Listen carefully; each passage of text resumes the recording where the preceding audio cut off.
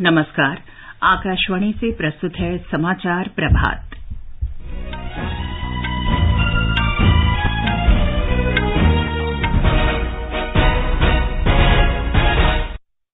प्रधानमंत्री नरेंद्र मोदी ने G20 की भारत की अध्यक्षता के लिए लोगो, थीम और वेबसाइट का अनावरण किया। कहा, भारत का मंत्र एक पृथ्वी, एक परिवार और एक भविष्य।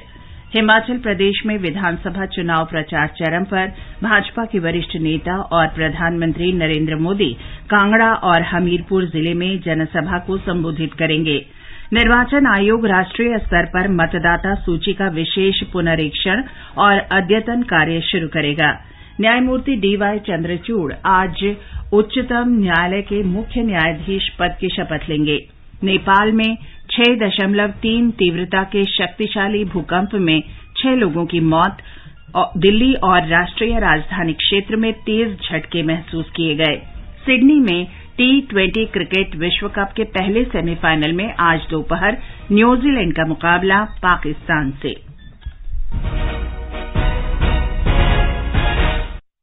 समाचार प्रभात के साथ मैं चंद्रिका जोशी। प्रधानमंत्री नरेंद्र मोदी ने कहा है कि G20 समूह की अध्यक्षता भारत के लिए अंतर्राष्ट्रीय महत्व के मुद्दों पर दबाव बनाने के वैश्विक एजेंडा में योगदान करने का अनूठा अवसर है। श्री मोदी ने कल भारत की अध्यक्षता में G20 समूह का प्रतीक चिन्ह, विषय और वेबसाइट का अनावरण किया। इस लोगो में राष्ट्रीय ध्वज तिरंगे के जीवंत रंगों केसरिया, सफेद, हरे और नीले रंग से प्रेरित है। भारत 1 दिसंबर को G20 की अध्यक्षता संभालेगा। प्रधानमंत्री ने कहा कि G20 का प्रतीक चिन्ह आशा का प्रतीक है। G20 का ये लोगो एक संदेश है, भावना है, संकल्प है जो हमारी सोच में शामिल रहा है। वसुधैव कुटुंबकम के मंत्र के जरिए विश्व बंधुत्व की जिस भावना को हम जीते आए हैं, वो विचार इस लोगो और थीम में प्रतिबिंबित हो रहा है। प्रधानमंत्री ने कहा कि G20 विश्व को आपसी तालमेल के साथ एकजुट करेगा। उन्होंने कहा कि स्वतंत्रता के बाद भारत विश्व को एकजुट करने के लिए महत्वपूर्ण भूमिका निभा रहा है।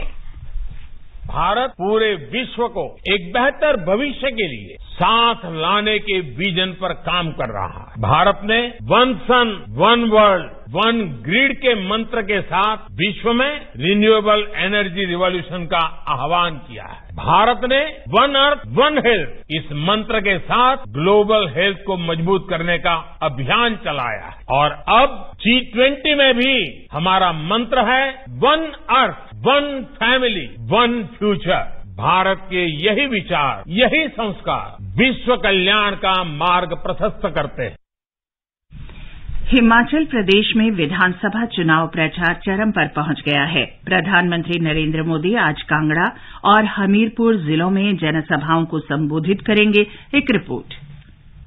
मंडी शिमला के बाद अब प्रधानमंत्री नरेंद्र मोदी कांगड़ा और हमीरपुर संसदीय क्षेत्रों में चुनावी सभा को संबोधित करेंगे। उनका आज हमीरपुर के सुजानपुर और कांगड़ा जिले के चंबी में एक एक चुनावी रैली को संबोधित करने का कार्यक्रम है। वहीं कांग्रेस के राष्ट्रीय अध्यक्ष मल्लिकार्जुन खड़गे भी आज वह 2 चुनावी सभाओं को संबोधित करेंगे, एक शिमला के बनूटी में और दूसरी सोलन जिले के नालागढ़ के पंजेरा में। हिमाचल प्रदेश में कल शाम से चुनाव प्रचार समाप्त हो जाएगा। इसके बाद जनसभाएं और अन्य अभियान भी बंद हो जाएंगे। केवल डोर टू डोर प्रचार प्रसार की ही अनुमति होगी। संजीव सुंद्रियाल, आकाशवाणी समाचार, शिमला। गुजरात में विधानसभा चुनाव के लिए प्रचार अभियान जोर पकड़ रहा है। विभिन्न राजनीतिक दलों के वरिष्ठ नेता रोड शो और जनसभाएं कर रहे हैं। हमारी संवाददाता की रिपोर्ट। भाजपा के राष्ट्रीय प्रवक्ता संबित पात्रा आज गांधीनगर में प्रेस वार्ता करेंगे। भाजपा युवा मोर्चा के राष्ट्रीय अध्यक्ष तेजस्वी सूर्या आज अहमदाबाद में पहली बार मतदान कर रहे मतदाताओं को संबोधित करेंगे। चुनाव के लिए उम्मीदवारों के नामों को अंतिम रूप देने के लिए भाजपा संसदीय बोर्ड की बैठक आज से शुरू होगी। दूसरी ओर आम आदमी पार्टी के राष्ट्रीय संयोजक अरविंद केजरीवाल और पार्टी के प्रदेश अध्यक्ष गोपाल इटालिया ने कल जूनागढ़ और सूरत में रोड शो के माध्यम से आक्रामक प्रचार किया। इस बीच कांग्रेस के 10 बार विधायक रह चुके वरिष्ठ आदिवासी नेता मोहन राठवा के पार्टी छोड़कर भाजपा में शामिल होने के बाद विपक्षी कांग्रेस को बड़ा झटका लगा है। अपर्णा खुन, आकाशवाणी समाचार, अहमदाबाद। भारतीय जनता पार्टी केंद्रीय चुनाव समिति की बैठक आज नई दिल्ली में होगी। बैठक में गुजरात विधानसभा चुनाव के लिए उम्मीदवारों की सूची को अंतिम रूप दिया जाएगा। निर्वाचन आयोग आज पुणे में मतदाता सूचियों का विशेष पुनरीक्षण और अद्यतन कार्य शुरू करेगा। मुख्य निर्वाचन आयुक्त राजीव कुमार और निर्वाचन आयुक्त अनूप चंद्र पांडे की उपस्थिति में इस राष्ट्रव्यापी अद्यतन कार्य का शुभारंभ होगा। ब्यौरा हमारे संवाददाता से। पिछले आम चुनाव में पुणे लोकसभा निर्वाचन क्षेत्र में काफी कम मात्रा में मतदान हुआ था, इसलिए चुनावी प्रक्रिया में शहरी मतदाता और युवाओं की भागीदारी बढ़ाने के उद्देश्य से पुणे में आज विभिन्न कार्यक्रमों का आयोजन किया गया है। दोनों चुनाव आयुक्त पुणे के मतदाताओं में जागरूकता पैदा करने के साथ साथ उनसे बातचीत भी करेंगे। इसके तहत आज सुबह बालेवाड़ी से साइकिल फेरी का संचालन किया जा रहा है। इसके बाद सावित्रीबाई फुले पुणे विश्वविद्यालय में नया मतदाता पंजीकरण होगा। आकाशवाणी समाचार के लिए मनोज क्षीरसागर, पुणे। ये समाचार आकाशवाणी से प्रसारित किए जा रहे हैं।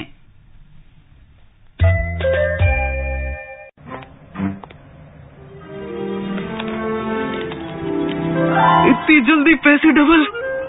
ओह, जमा करोगे तो फिर भुगतोगे। क्या लो, ऐसी लुभाने वाली स्कीम में पैसे जमा करना यानी धोखे की संभावना, इसलिए पहले पूरी जांच, उसके बाद पैसे जमा, नहीं तो आपके पैसे हो जाएंगे आरबीआई कहता है जानकार बनिए, सतर्क रहिए।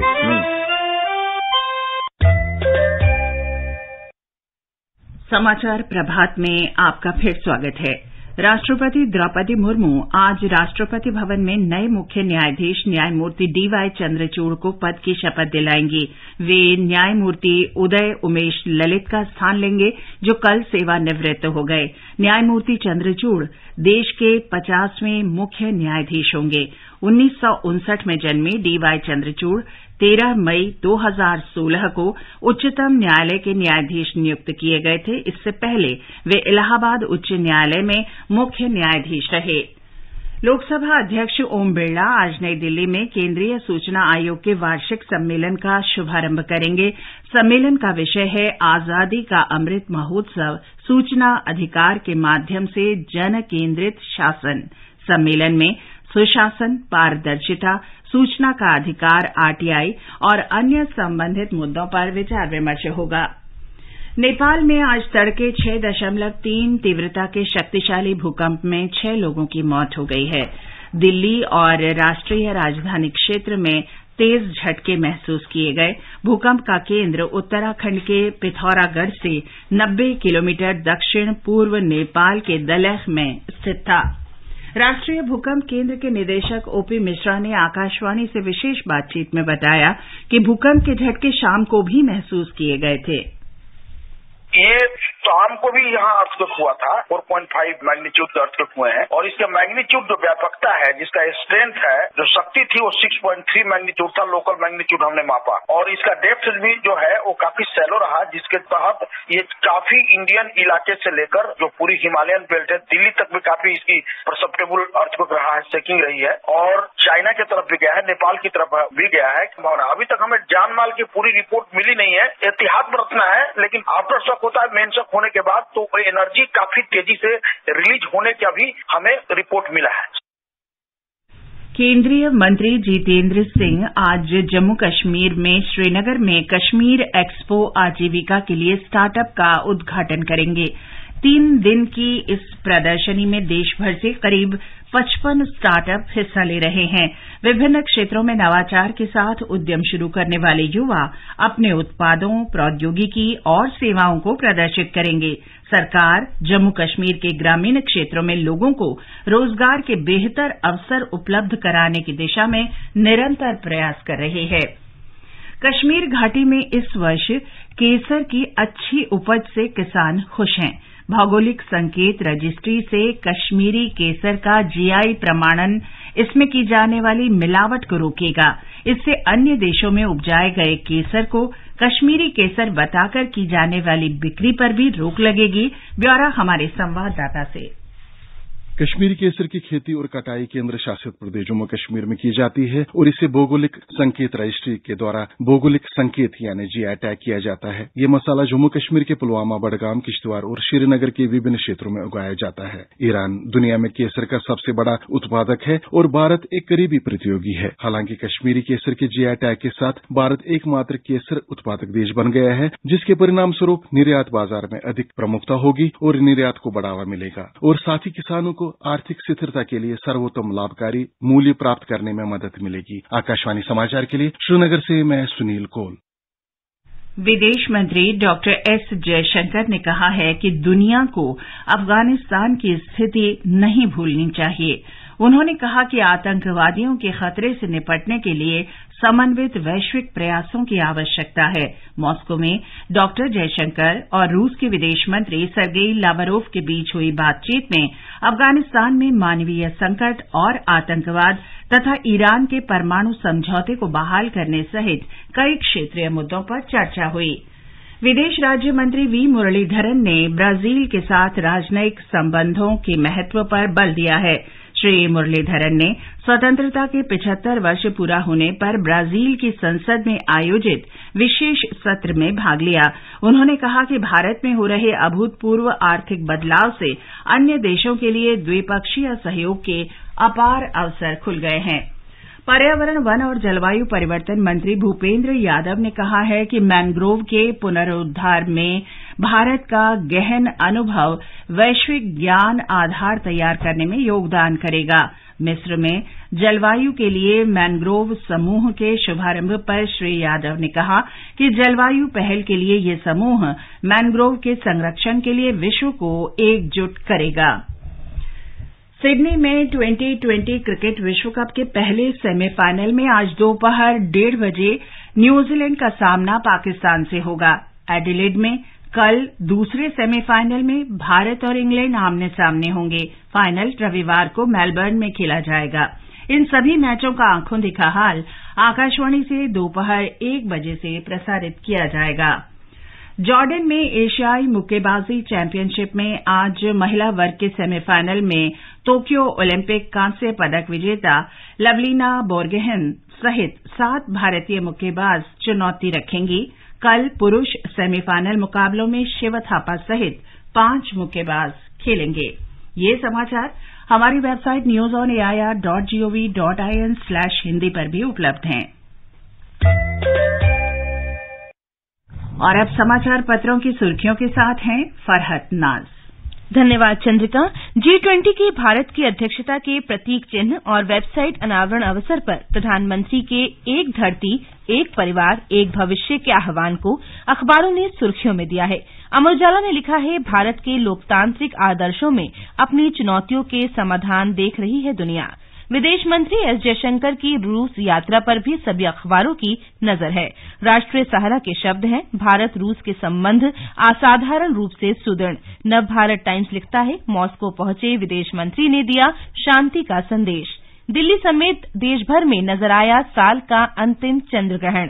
हिन्दुस्तान की यह पहली सुर्खी है। समय के साथ चांद की अलग अलग शहरों में ली गई तस्वीरें भी साथ दी गई हैं। राष्ट्रीय सहारा ने इस खगोलीय घटना का चित्र के साथ शीर्षक दिया है, कुछ इस तरह दिखा चंद्र ग्रहण का नजारा। उच्चतम न्यायालय के इस कथन को अमर उजाला ने अहमियत दी है कि शिक्षा लाभ कमाने का कारोबार नहीं। दैनिक ट्रिब्यून ने लिखा है, ट्यूशन फीस बढ़ाने की मेडिकल कॉलेज की याचिका खारिज। हरिभूमि ने भारत और फ्रांस के बीच युद्धाभ्यास को पहली खबर बनाते हुए चित्र के साथ लिखा है, दोनों देशों के वायुसेना प्रमुखों ने भरी राफेल सुखोई में उड़ान। दिल्ली एनसीआर में धुंध की चादर और धमघोटू हवा से स्वास्थ्य पर असर पर कुछ अखबारों ने मुख्य पृष्ठ पर आलेख दिए हैं। और अंत में मुख्य समाचार एक बार फिर।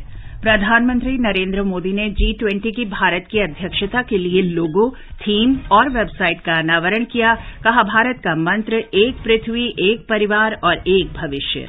हिमाचल प्रदेश में विधानसभा चुनाव प्रचार चरम पर। भाजपा के वरिष्ठ नेता और प्रधानमंत्री नरेंद्र मोदी कांगड़ा और हमीरपुर जिले में जनसभा को संबोधित करेंगे।